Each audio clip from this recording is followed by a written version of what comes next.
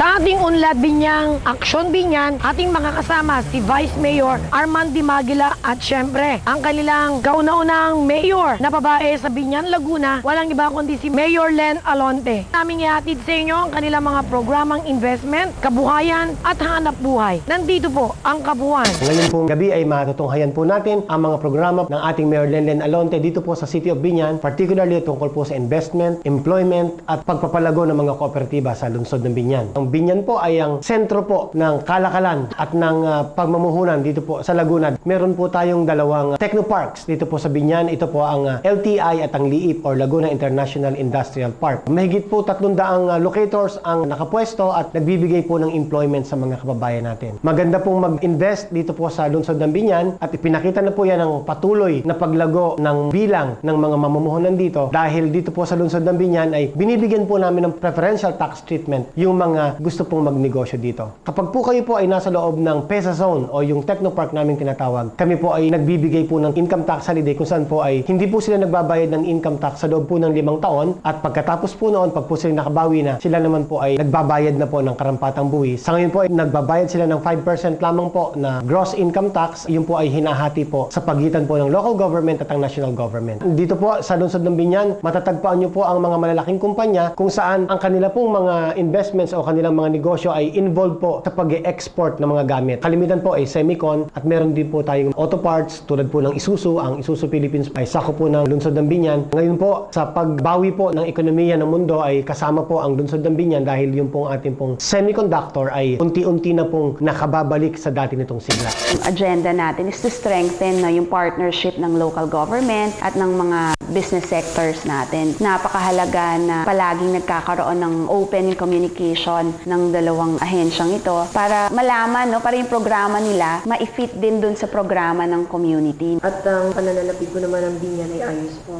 Very good. Next year, lalong madadagdagan dahil tataas ang ating IRA from a municipality to a city. Magiging na tayo, members ng mga B clubs. Tinatawag na B clubs, yung mga billionaires daw na cities. Tungkol naman po sa employment, ang ating pong lungsod ay very active po ang City PESO. Ito po yung Public Employment Services Office kung saan ang mga naghahanap po ng trabaho nating mga kababayan ay maaari pong pumunta sa nasabing tanggapan. Ito po ay nasa ilalim po ng pamamahala ng ating Mayor Len Alonte. Nagkakaroon po ng matching dito. Hindi lang po job fair po ito, kung hindi minamatch po namin ang pangangailangan ng mga employer at pangangailangan po ng mga naghahanap po ng trabaho. Kung saan makikita po may mga representatives po ang mga employers po natin at tinitingnan po nila ang mga aplikante natin kung ano po ang mga kinakailangan nilang kwalifikasyon sa mga nag-a-apply. At dahil po dito ay marami na rin, libo na rin pong mamamayan sa Binyan ang natulungan para po magkaroon ng trabaho. Dito po ang industrial piece ay amin po sinusuportahan. Hanggat maaari po ay tumutulong po kami sa mga kumpanya na nagkakaroon ng problema sa kanilang mga employees at hanggat maaaring iwasan po ang pag-strike. Nagbibigay ang ating city government ng financial assistance. Unang-una, to generate jobs. Kung tayo po ay makapagbigay ng assistance for 200 establishments, additional 200 jobs ang makukuha. Ang ating DSWD ay meron SEA project, yung Self-Employment Assistance Project, kung saan binibigyan ng tulong ang ating mga mahihirap na mamamayan para sa livelihood. Sa kooperatiba naman po, makikita po natin dito po sa lungsod ng Binyan, marami pong mga kooperatiba at ito po ay pinamumunuan ni Consel Rene Manabat at ng mga iba pang miyembro ng Sangguniang Panlunsod. Very active po ang mga kooperatiba po dito, lalo na po ang mga kooperatiba ng tungkol sa kababaihan. Dahil po si Mayor Len Alonte, ang mga kababaihan po ay binibigyan po niya ng primordial concern or gusto niya siguraduhin na ang mga kababaihan po ay kahit po nasa bahay ay meron pong mga pwedeng pagkabuhayan. Ito po nga ay sa pamamagitan po ng pagkakaroon ng iba't ibang kooperatiba dito po sa lungsod ng Binyan.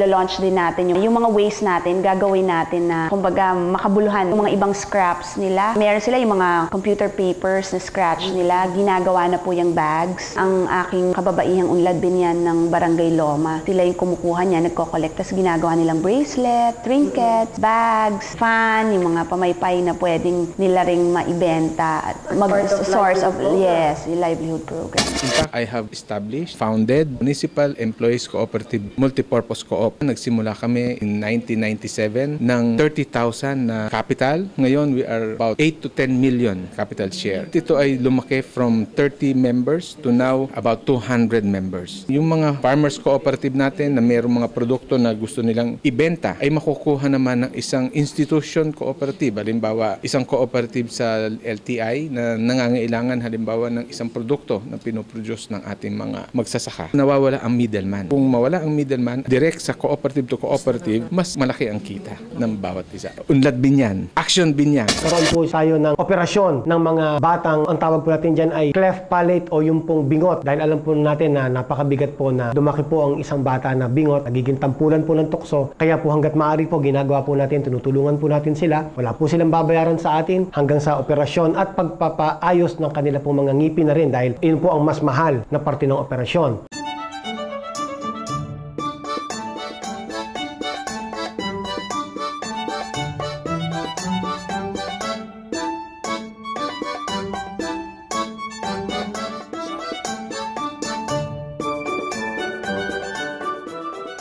Ilang bata po ito ngayon inaasahan natin? Ang nagpalista po talaga ay 22. Ito po yung huling operation schedule namin for this year. Pangalawa na to.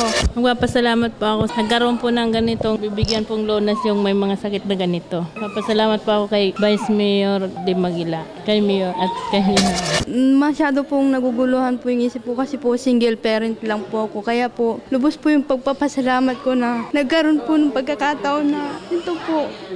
Salamat po talaga. Kataya po namin ang Binyan Dental Association. So sila po talaga yung mga tumutulong sa amin para sa gantong proyekto. At saka ang Cabrini Hospital.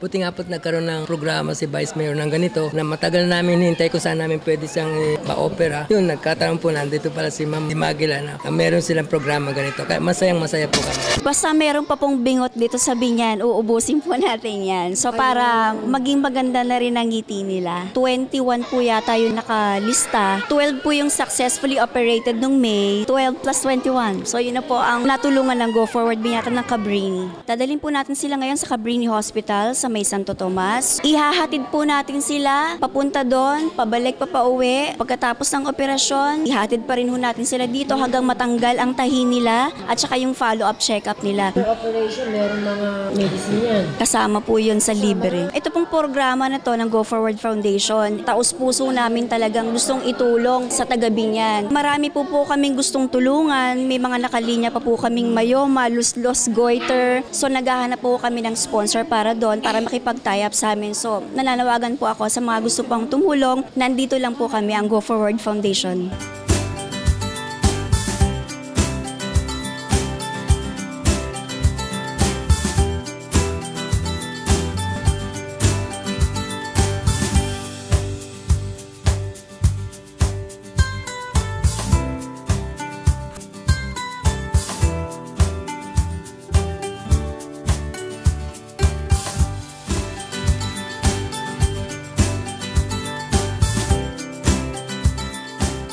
Vice Mayor, maraming pong salamat. Sana po marami po kayong matulungan na katulad namin. Vice Mayor, maraming salamat po sa mga naman yung tulong sa amin. Sana po maraming matulungan na mahihirap. Maraming salamat po kay Vice Mayor, lalo na po sa asawang po sa amin lahat. At sana po marami po kayong matulungan katulad namin mahihirap. At sana wag po kayong magsawang tumulong sa amin. Maraming salamat po, Vice Mayor. Ang Office of the Vice Mayor, ang Office po ni Mayor Lenlen Alonte ay tumatanggap po. Magpalista lamang po kayo at kayo po ay amin pong tutulungan. Magandang gabi po. Sama-sama po tayo sa Unlad Binyan, Aksyon Binyan. Unlad Binyan, Aksyon Binyan!